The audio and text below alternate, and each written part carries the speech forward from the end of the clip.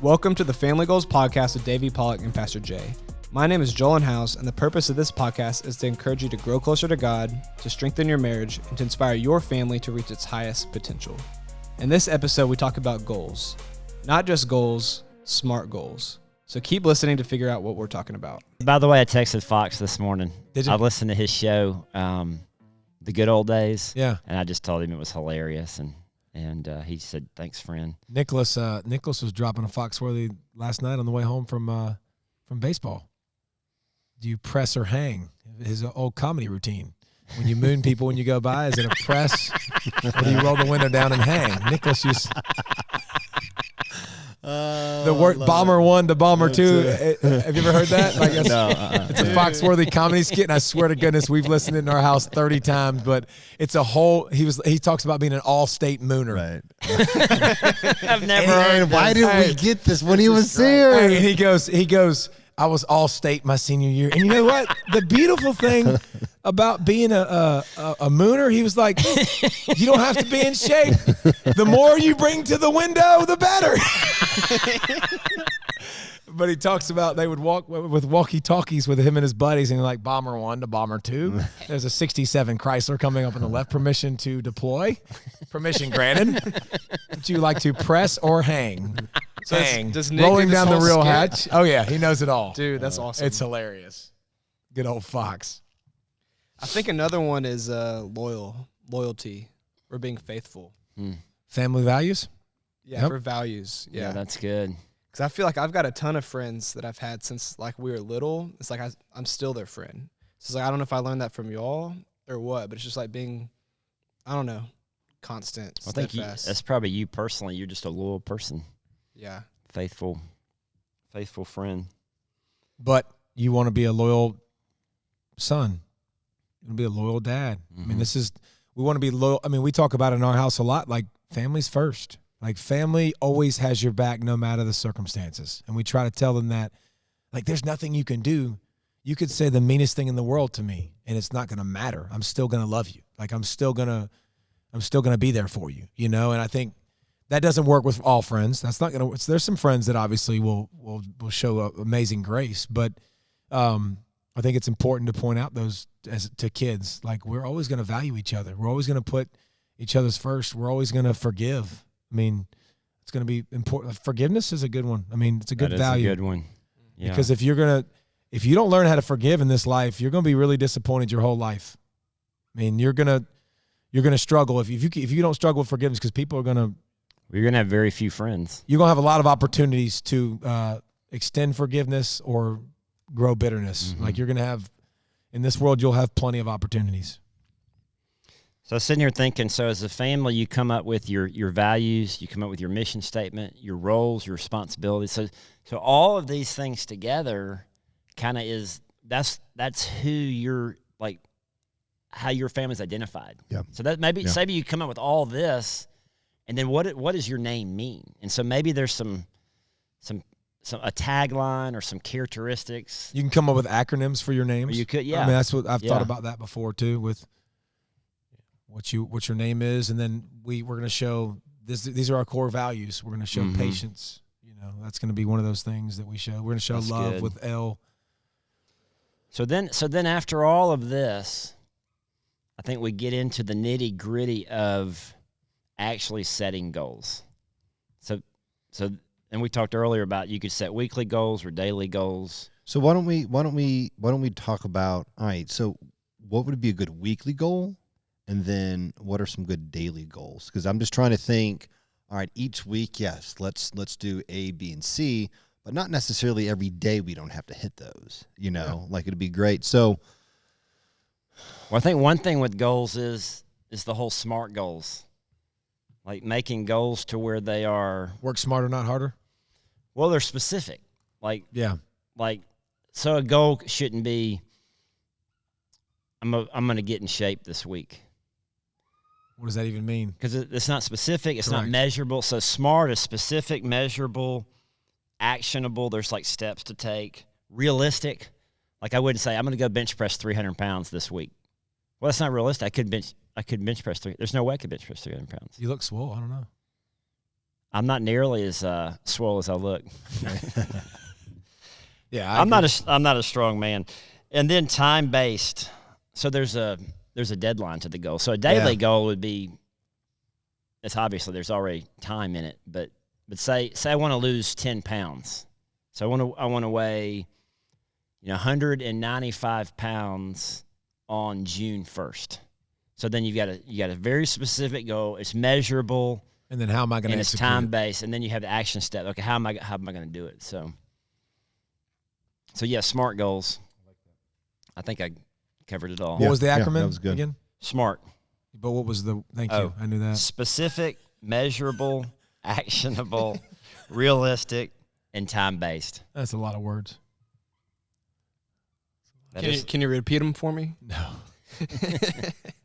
Specific. Measurable. Specific, measurable, actionable. Is that a word? Realistic, time based. Instead of actionable, you could say attainable, but that's similar to realistic. But the point is being specific and clear on your goals. That you can't it can't be something. I want to be more loving this week. I just might not need the SMARTS acronym to say that. You could come up. Maybe we could come up with a shorter acronym. Mike could blurb like that a 3-word. Right. We're doing this together, okay? We're brainstorming. Yeah, we're in y'all, this y'all together. are in this. This is awesome. Y'all get to be basically in the meeting with us now. We're putting all this stuff together and deciding how this is going to look. It'll be fun when you actually get to see. You should see the whiteboard that Woj just got next to him. It's horrible handwriting, by the way. But your handwriting is very comparable to a 13-year-old. Yes, absolutely. I will own that. It's not as bad as his day handwriting. of the week. Yeah, it's better than mine. Yeah. If I did it though, you wouldn't even be able to see it. I know so exactly. Small, yeah. So it's all gravy. All right. So for those that are listening, what would you say? Like a little gut check. Like, what's your goal personally? As you're listening, but what are some family goals each? I mean, again, daily and weekly, for y'all to think about. So then that way, obviously you're in on this process, but what is a goal that you want to do for your family that you're not doing it? So again, let me encourage you to take that next step, to grow yourself, to grow your family, about those goals, daily goals, weekly goals. Well, if you're not growing yourself, you're not going to grow your family. Say that again. Say that again. Say that again. If you're not growing yourself, you're not growing your family. I mean, I just think that if you're not always growing and learning, and if you're not going to continue to read and continue to make it important to you, you've got things to offer, but the more you learn, the more you got things to offer in different ways, and you get to say it in different ways. And you're pointing at me. What do you want? I think that's. So he was write talking that on the board, by the way. So he was talking about setting family goals, but I like the idea of each person in the family setting their own goals. To your point, I'm setting goals for me. Jennifer's setting goals for her. Jesse's, but we're helping the kids set their goals. It's not the family setting a goal together. We're helping each person set goals, and then we're holding each other accountable. Yeah. So, I mean, that's not every goal. Not every goal is going to be specific to everybody in the family, right? Like we talked about that earlier. Everybody's got different things, and I mean, I can't ask Nicholas at 13 to go share the gospel all the time. Like he's not going to be able to go. I mean, I've been doing a ton of FCA stuff. That's something that God gave me. He gave me a mouthpiece. That's one of my gifts. Like it's not his, but we've talked a lot about your testimony is your personal. Like you can share God with your testimony. You can share God with the way you live your life. But yeah, we can't. Not all goals are going to be the same for everybody in the family, especially if you're going to get really specific. I mean, a 13 and 11-year-old's goals versus a old man's goals is a little bit different. I agree 100%. And then a way to keep score with those goals. Mm-hmm. Scorecard, scoreboard. Scoreboard always. You like scoreboard? I just love scoreboards. I just love because again I'm fighting a tangible battle that I can see. You know what I'm saying? Like I see that scoreboard. I lost or I won. Can other people see the scoreboard? Ooh, sharing scoreboard? Well, if you had the scoreboard up in the kitchen or somewhere, everybody would be able to see it. Ooh, that's back to your board you put on the fridge. Yeah. And everybody, Leah, Nicholas, Lindsay, you can see if they met their. I wonder if we could create a family goal scoreboard. I think we good. Oh, absolutely. That would be cool. What are some other principles that we want to include in the book? Things that we've talked about on this podcast that we think are just, this has got to be in the book. So one thing, which I work your tail off, I like that, but Davey, I like the way you said attack. So like how do you influence your family to attack those things that you talk about? How do you build habits? Yeah. You got to build those habits of whether it's a devotional in the morning, devotional at night, praying before meals, like building those habits, ingraining those habits. And we got to build healthy habits. Well, you mentioned at the men's conference something along the lines of, if you want anything in life, you want to be successful, you have to work hard. Like, you have to give it 100%, give it all you've got. I know people, you don't like it when people say you have a big motor. That's all right. But you have a motor. But it was intentionality. You have a drive, too. Yeah. You have to be intentional with your, again, your attack. It has to be intentional too. I'm going to do this, and I've also shared too with, tomorrow's threes or today's threes that I do the day before, like your 3 goals that you're going to attack today that you're going to make sure you get accomplished before you go to bed. Whether that's reading your devotional, whether that's sending a text message to somebody who's hurting, that's praying for somebody who's hurting, reaching out for somebody, like to somebody, telling your kids you love them, telling your wife you love them. Like but again, that's a scoreboard. I'm creating a scoreboard. I'm creating a way that I can accomplish a goal that is quantitative. I can measure it, right? Like that's kind of what I'm doing in my head, but. Yeah, one of the thoughts I had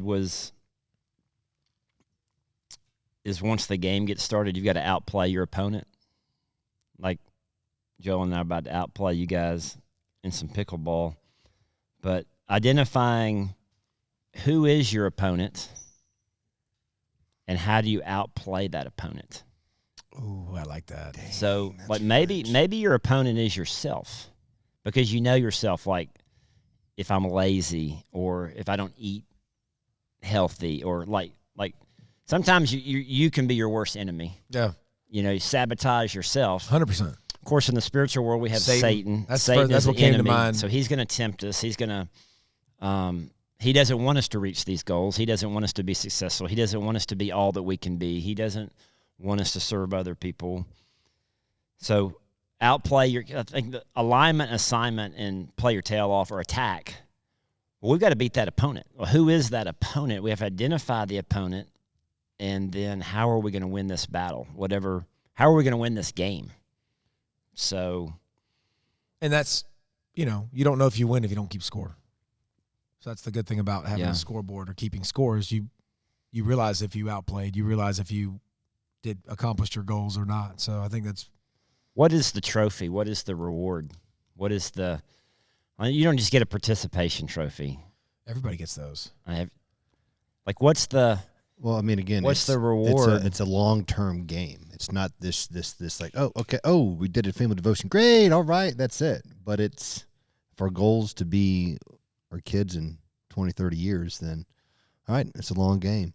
So what am I doing on a daily basis? What am I doing on a weekly basis? But that's when it gets overwhelming. That. Like, I mean, I understand I think I get what you're putting. I think I get what you're saying. Like, it's hard to say in 30 years without having the finite now and having the day and then the goals now of what I want to accomplish. Like, it's tough. Do you reward yourself? Like if you accomplish a goal, like say you have a goal of whatever your workout, let's say you hit, I don't know, you're way stronger than me, but if you had a certain like personal record or personal best, do you reward yourself for it, or is it just the personal satisfaction of knowing that you reached that goal? I get the personal satisfaction, but if you need a reward, then if people work on a reward system, I think that'd be great for kids.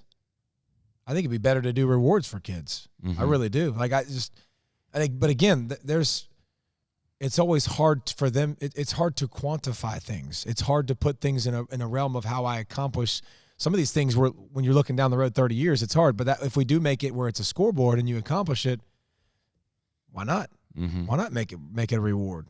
And where do you want to eat? What's your favorite food? I'll go get it for you. You know, it doesn't have to be the biggest like pair of shoes every time, but like, I mean, you know, you get to pick where we get to go eat. I'll get you a smoothie. I'll check you out of school. Or you get a new baseball bat. Yeah, I mean, that you're wanting, or a new glove, or I think that would be great. I think that's a great idea. Having some type of something that they're striving for, because some people need that motivation. 100%. What the rewards, and even like in high school, you know, 1,000-pound club, you know, they get a T-shirt. They get a T-shirt, and it mattered, by the way. Yeah. That mattered. We look at it now, and you say, oh, that doesn't. It mattered. It absolutely mattered. It gave you motivation. Like you had a finish line. You had a scoreboard. It was basically a scoreboard. It was just showing you, like, if I add my squat, my bench, and my clean together, it's over 1,000 pounds, and then your name goes on the board. Yeah. Like, so that's a great idea. I never thought about that. This could be something for your basketball team that we did in high school. But after practice, you shoot free throws, and so if you made 50 free throws in a row, you get a poster. You get to pick out whatever poster. This is back when you had MJ. 50 in a row? 50 in a row. If you made 50 in a row, you could pick out a poster. So you get a Jordan or a Bird or Magic Johnson or whatever. But so then people, you know, you're sitting there practicing your free throws. Whatever you're wanting them to practice and repeat and build a habit on, give that reward, and then you build that into their lives. And that can apply to anything, not just sports, but it could apply to grades, studies, spiritual, whatever the case may be. Well, and again, a lot of like Nicholas's group with their weight training now with football, they're not allowed to do bench with a bar until they do 15 push-ups that are timed, and then you go down, up, down, up. Like it has to be timed. Squats, you have to do 50 kettlebell front squats with a 50-pound kettlebell before you can do squats, like with a bar. But again, you fail, but then you meet it and you get the satisfaction of, I got better, I grew, I got better. Like you can, it's a great thing that as we're adults, we don't need it as much, but I think we forget until we look back at those little things that matter to us. Like those little things make a big difference. So I think we can. That's the best idea yet, probably. I mean, seriously, like, because now there's another reason. Because the kids, it's not going to be as much. There's an incentive to the goal. The kids aren't going to be. And then again, hey, let the kids pick out the rewards. Because it's what they really want. It'll be what they want. Let the kids pick out. I want this pair of shoes. And if you're financially able in this spot where you can pick it out, then boom, knock it out. Like you get those pair of shoes. That's awesome. So one last question about the book. Do we want this to be like a 52-week devotional, or do we want it to be like a normal book, like a chapter book, or both? I mean, we could actually do both, but I think it could even be like a how-to book. Like a mixture of both, to where, all right, we give them that spiritual thing, something each week to do for each, you know, so then that way they're not having to come up with, like, oh my gosh, how am I going to, you know, point this towards Jesus? We have that roadmap, all right, for the next year, once a week, boom, here's what we're doing. Like, but then within that week, we're giving them the meat and potatoes, you know, So I'm kind of saying it's two different things. I mean, a how-to book is more like you're walking people through, like chapter 1's your mission, chapter 2's your values, chapter 3's your assignments, you know, and then you get to the end, it's like, okay, here's the scoreboard, and here's how you set goals. And so I think it's like a book you walk through, but then you come back later, and you could do 52 devotions to coincide with the how-to book. It could be, the devotions can be on anything. Well, if you think about it too, when you go through the book and you do it once, you're not inclined to do it again. It's hard to do it again. And here's the thing, it's kind of going to be like doing it again. I mean, you're going to need to live it again and again, because your goals are going to change, your kids are going to change. Our goals change constantly in our lives. Like, I don't know how many times I've said I would never do that, and then you're like, well, it sure makes a lot of sense to do it. You know what I'm saying? Like, I think that So we got to think about we can accomplish this and we can do this, but if we do this once and we never do it again, and we do it for a month or 2 months and stick with it, like we kind of want this to go on for perpetuity. You want it to last. I mean, you don't want it to stop. So really, once a year, even you revisit it. Like, hey, let's go back to, because it might change. I mean, whatever your goals your goals are going to change every year. As your kids get, because your word changes every year. Absolutely, your goals are going to change every year. Man, I'm sitting here, but your mission doesn't change. No, your values don't change. So some of those core things stay the same, but then the actual. But I would say some of your values will change. I feel like they could change. 100%. Yeah. I think my values have changed on what I'm focused on as I've gotten older. 100%. I didn't want to be the guy in the pool 15 years ago, 20 years ago. I didn't want to jump in that wasn't a thought in my brain. I love me some me. I mean, I was about me. I was about raising my family. Like I didn't think about other people like that. I take pride in that now. I mean, but that's not something even remotely that was even in a thought process of mine. I'm thinking it's a book then, and then you revisit that book, once a year, once every 2 years. Or you do a pamphlet with it or a workbook with it that when you go through it and you create your stuff, it's a workbook and you create it and you go through it and go through it and you finish it, but then you can do another workbook the next year where you start over. Mm-hmm. Not you revisit it because things are going to change. Now, what's your priorities? It'll be easier to do too, by the way. That'll be once you've done it. The hard part is getting it started, do it in the first time, and then just tweaking. Then you have the next year of. I mean, it's kind of like you think about it. It's kind of like a new word every year. You're going to have a new. I mean, you have new focuses. I mean, your word's fire. Like your new focus is. Depends on what God's doing with you at that particular time. 100%. What's your life's like? You got young kids? Your kids getting older? I mean, that's going to, you can't have a conversation with a 2-year-old about their goals really right now. I mean, it's going to look a little bit different, Yeah. Thank you for listening to this week's Family Goals podcast with David Pollack and Pastor Jay. I love that reminder from Davey. If you're not growing yourself, you're not growing your family. Let me say that again. If you are not growing yourself, you are not growing your family. Think about that for a second. You individually have to be constantly growing and learning, and a great way to do that is getting plugged into a small group at your local church. So if you're not plugged into a small group, you can sign up for one at graystonechurch.com. Or if you have questions, you can reach me at joelin@graystonechurch.com. Thank you again for listening to the Family Goals podcast, and we'll catch you next week.